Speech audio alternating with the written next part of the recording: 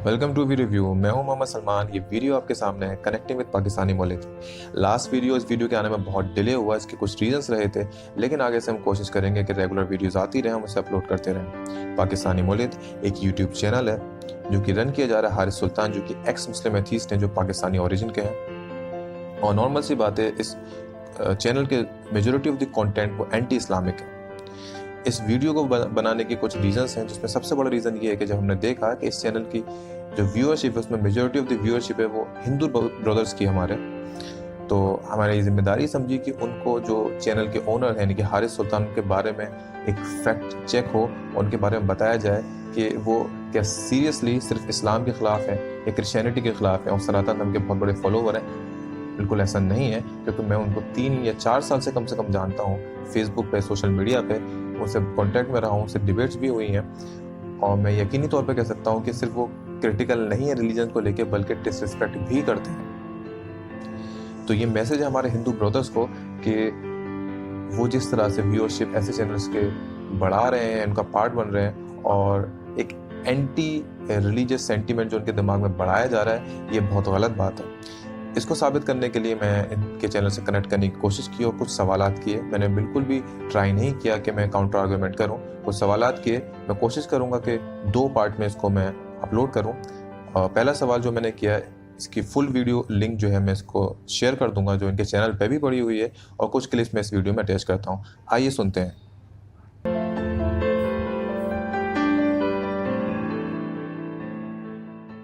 मोहम्मद सलमान जी। मेरे मेरे मेरे सवाल ये है, जैसे आपने, मैं 2-3 साल से तो जानता हूँ आपको, तो आप इस्लाम मुसलमान थे, मुसलमान के बाद आपने जो भी आपके सवालात हुए, आपने लगा कि भाई ये बिल्कुल ही बोगस है मामला, इसको तो छोड़ना ही चाहिए, बहुत सारी चीजें इसमें जाया होती हैं, हुकूक जाया होते हैं वगैरह वगैरह, एक लंबी फहरिस्त होगी आपके पास, आप करते रहते हैं। मैं पूछना चाह रहा हूँ कि इस्लाम के बाद आप हिंदुइज्म में भी रिसर्च में जा सकते थे, क्रिश्चियनिटी में जा सकते थे, जुडाइज्म में जा सकते थे।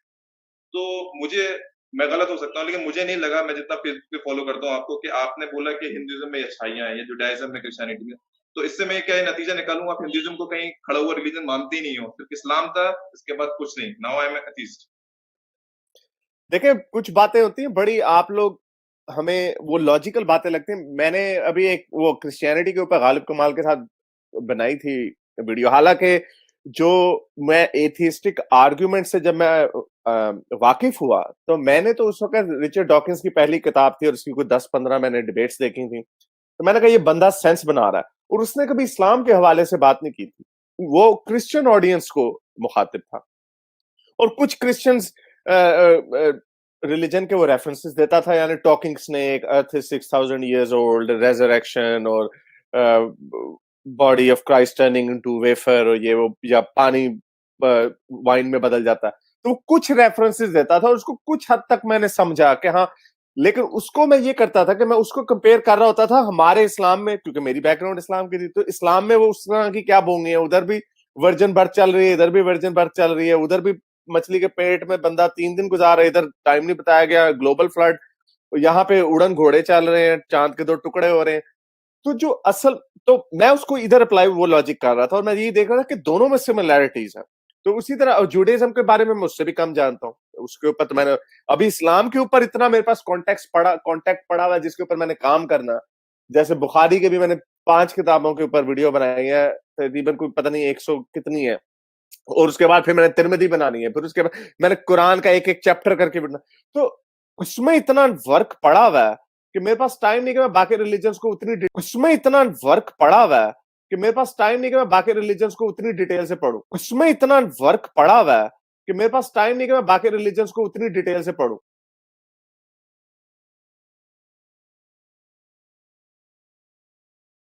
क्यों, एक वो इंटरेस्ट। दूसरी बात ये जो आपका जो पॉइंट है कि क्या इंसान को कंपैरेटिव रिलीजन में नहीं जाना चाहिए, सारी रिलीजन्स को नहीं पढ़ना चाहिए।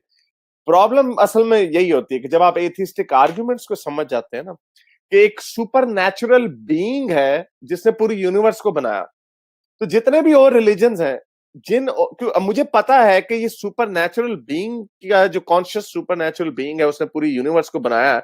ये प्रॉब्लम शुरू में ही नहीं हल हो रहा, तो उसके बाद में जितनी भी शाखें निकल रही हैं उनका क्या फायदा। अब क्रिश्चियनिटी को छोड़े फिर मॉर्मनिज्म निकल आएगा, फिर वो साइंटोलॉजी निकल आएगी, कुछ और निकल आ जाएगा। तो अब सारे के ऊपर मैं उनकी 500-500 किताबें पढ़ूं? नहीं, ऐसे हो नहीं सकता। असल मसला सिर्फ वही है और आर्गुमेंट सारे वही हैं। ओरिजिनली सारे आर्गुमेंट्स वही हैं कि सुपर नेचुरल बीइंग है कोई, आप उसको प्रूव नहीं कर पा रहे। जितना इंडक्टिव नॉलेज रीजनिंग हम यूज करते हैं साइंस से, उनमें से कोई भी हमें ये पॉइंट आउट नहीं करती। एक एक्सक्यूज मी, फाइन ट्यूनिंग का एक आर्गुमेंट है, उसके छोड़ के कोई भी आर्गुमेंट हमें इस तरह का नहीं दिखता जिससे हम इंडक्टिव रीजनिंग को यूज करके हम ये कंजेक्चर बना सकें कि भाई इस दुनिया को किसी ने शायद बनाया होगा। वो सारे फलसफों में भी फंस जाते हैं कि नेसेसरी बीइंग में आ जाएंगे, फर्स्ट कॉज में आ जाएंगे। और उसी तरह साइंटिफिक नॉलेज जितना भी है हमें आया है, जितनी भी चीजें हमने साइंटिफिक नॉलेज से हासिल की हैं, वो हमें सारी उसके पीछे प्रोसेस नजर आता है, उसके पीछे सोच नजर नहीं आती। So that's why it's not necessary कि मैं अब हिंदुइज्म को भी पढूं, क्रिश्चियनिटी को भी पढूं। अगर जहां पे सुपर नेचुरल बीइंग का कॉन्सेप्ट आ जाता है, वो रद्द हो जाती है, क्योंकि आर्गुमेंट्स वही है। ऑन द अदर हैंड, अगर उसमें सुपर नेचुरल बीइंग का कोई जिक्र नहीं है, कोई जैसे बुद्धिज्म किस्म की एक फिलॉसफी है या हिंदुइज्म की जो नॉन सुपर नेचुरल फिलॉसफी है, तो उस वो इररेलेवेंट हो जाती है, वो एक फिलॉसफी बन जाती है मेरे लिए। जैसे आपकी क्या कहते हैं, जैसे आपकी एरिस्टोटेलियन फिलॉसफी है या कोई और फिलॉसफी है। जी, जी, मतलब इससे फिर मैं ये नतीजा निकाल सकता हूँ कि जितना आप इस्लाम को बोगस समझते हैं, उतना हिंदुइज्म को भी बोगस समझते हैं। Oh yes, absolutely. बोगस समझते हैं। Oh yes, absolutely. बोगस समझते हैं। Oh yes, absolutely. बोगस समझते हैं। Oh yes, absolutely.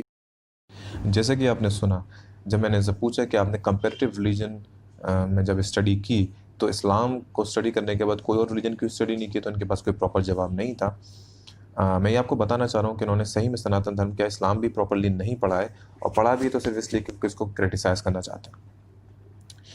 दूसरी बात इन्होंने ये कही कि क्योंकि इन्होंने कवर अप करने की कोशिश करी, क्योंकि सुपर नेचुरल बीइंग का कॉन्सेप्ट हर रिलीजन में है, तो पढ़ने की ज़रूरत ही नहीं है।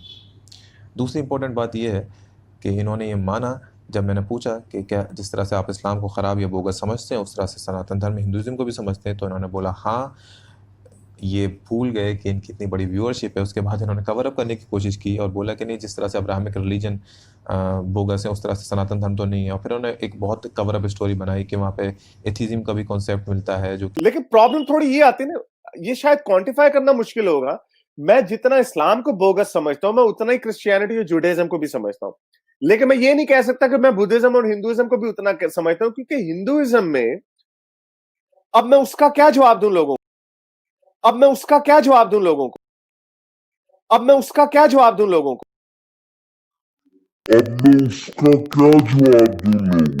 जब हिंदुइज्म मुझे कोई बताते कि ये एक रिलीजन, उसमें जरूरी नहीं कि अगर आप हिंदू हैं तो आप किसी सुपर नेचुरल बीइंग के ऊपर यकीन रखते हैं। जब आप क्रिश्चियनिटी में, तो सुपर नेचुरल बीइंग है, जुडाइज्म में भी सुपर नेचुरल बीइंग है, इस्लाम में भी सुपर नेचुरल बीइंग है। जो बाकी एंशिएंट एबोरिजिनल कल्चर्स हैं या रिलीजन है, कुछ अफ्रीकन रिलीजन्स हैं, उनमें भी सुपर नेचुरल बीइंग्स का जिक्र, तो वो तो सारे एब्सर्ड है। अब मैं उस हिंदू का क्या जवाब दूं जो कहता है कि मैं चार्वाका स्कूल ऑफ थॉट को मानता हूं, जिसके अंदर हम 100% एथियस्ट है। अब मैं उसको कैसे कहूं कि वो तू भी एब्सर्ड है? मैं कैसे कहूं उसे? सो एब्सर्डिटी भी नहीं, मैं ये कह सकता कि वो एक जैसे एब्सर्ड है। जैसा कि आपने सुना, हारिस सुल्तान ये बोल रहे हैं कि चारवाक फिलॉसफी जो है हिंदुइज्म का इंटीग्रल पार्ट है, और क्योंकि एथीज्म पे बेस्ड है, तो जिस तरह से वो इस्लाम और क्रिश्चियनिटी की क्रिटिसिज्म करते हैं, उस तरह से वो हिंदुइज्म का नहीं कर सकते, क्योंकि उसमें एथीज्म का भी स्कोप मिलता है। ये बिल्कुल गलत बात है, ऐसा कुछ भी नहीं है। चारवाक फिलॉसफी पूरी तरह से वेद की और ब्राह्मणिज्म की अथॉरिटी को रिजेक्ट करता है। यहाँ तक बोला गया है कि the Charvaka school is one of the most irreligious and sceptical systems of thoughts ever devised. जो भी हिंदू व्यूअर्स थे, कई हिंदू व्यूअर्स को समझ में आए क्या बोल रहे हैं, मैं उसके कुछ कमेंट्स पढ़ के बताता हूँ। रोहित आर्या ने बोला, आप हिंदू धर्म की किताबों को भी पढ़ो सर, जिसमें पूरी कायनात की जानकारी मिलेगी। कुछ एग्जाम्पल देता हूँ, उन्होंने डिटेल में एग्जाम्पल दिए। विष्णु गहलोत का कहना है कि हिंदुइज्म को बिना जाने इतना बड़ा कमेंट नहीं करना चाहिए। मैं ये बात बिल्कुल मानता हूँ। हजारों लाखों लोग, इवन करोड़ों लोग इस धर्म को फॉलो करते हैं, तो मैं नहीं लगता कि एक बार पढ़ लेना चाहिए इस बारे में कमेंट करने से पहले। रविंद्र कुमार कमेंट करते हैं, जब तक तुम उपनिषद नहीं स्टडी करोगे पता नहीं चलेगा। उन्होंने कुछ स्टडी नहीं किया। मैं ये भी दावे से बोल सकता हूँ कि उन्होंने इस्लाम को भी प्रॉपर्ली स्टडी नहीं किया है। सेकेंड मोस्ट इंपॉर्टेंट पॉइंट इस वीडियो को बनाने का ये है कि जो भी थीस्ट हैं, चाहे वो हिंदू हो चाहे मुस्लिम्स हो, जब ऐसे चैनल्स पे जाएं जहाँ पे उनके कल्चर्स, उनके आइडियोलॉजी की उसको बैश किया जा रहा हो, उसको बुरा भला कहा जा रहा हो, तो आप उस पर जज्बाती होकर कमेंट्स ना करें, ख़ास तौर से मुस्लिम भाइयों के लिए, क्योंकि वो इमोशनल होकर कमेंट करते हैं, गाली गलौज करते हैं या बुरा भला कहते हैं। इससे उनका ही फ़ायदा होता है। बाकायदा ये वीडियो बना चुके हैं और एक-एक करके सारे कमेंट मुस्लिम्स के पढ़ते हैं और ये दिखाते हैं कि मुस्लिम्स इस तरह के होते हैं और क्लेम कुछ और करते हैं। इससे आपकी इमेज ही ख़राब होती है, लेकिन व्यवहार अगर आपका अच्छा नहीं होगा तो इससे एक ख़राब मैसेज जाता है आपके कल्चर और आपके रिलीजन की तरफ। जैसे कि एक स्कॉलर थे जो मुफ्ती हैं, मैं उनका वीडियो लगाता हूँ, ये उनसे बात करना है इस चैनल पे और बिल्कुल आउट ऑफ द वे चले गए, जिससे इनके इस चैनल को फ़ायदा हुआ, इनकी पाकिस्तानी मुल्क को फ़ायदा हुआ और एक बहुत ख़राब मैसेज गया कि मुस्लिम स्कॉलर्स ऐसे होते हैं तो मुस्लिम्स कैसे होंगे। इंसानी को मियार तो ठीक है आप लोगों के पास, कम इंसान होने से भी आप जो मदद